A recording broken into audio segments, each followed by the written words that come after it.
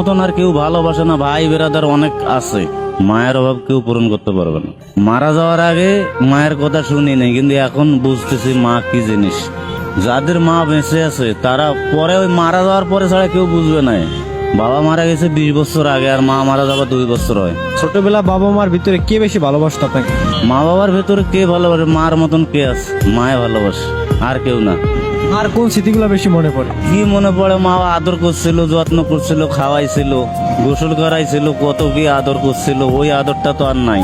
এখন বুঝতে পারতেছি তো মা থাকলে কি অবস্থা আর মা না থাকলে কি অবস্থা।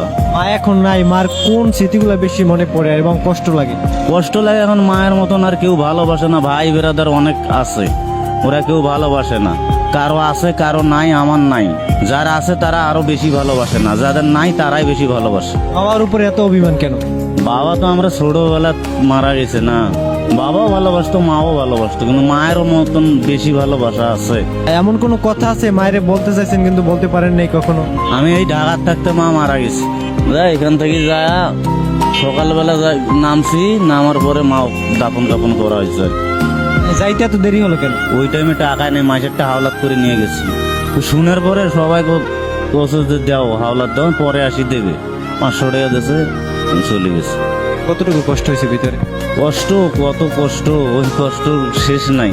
তা মা পৃথিবী ছাড়ি চলে গেলে কত একটা কষ্ট। মায়ের যদি আবার ফিরে পেতেন তাহলে কি করতেন? মারে আরো ফিরে পাওয়া যায়? ফিরে পাওয়া যাবে না, কইলে তো হবে না। যাদের মা বেঁচে আছে তারা মরার আগে আর বুঝবে না। যতদিন বাঁচি আছে ততদিন ওরা কিছু বোঝে নাই, আমরা এখন বুঝতেছি।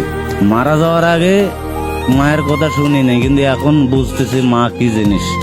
যাদের মা বেঁচে আছে তারা পরে ওই মারা যাওয়ার পরে ছাড়া কেউ বুঝবে না। মায়ের অভাব কেউ পূরণ করতে পারবে না কখন? হ্যাঁ, মায়ের অভাব কেউ পূরণ করতে পারবে না।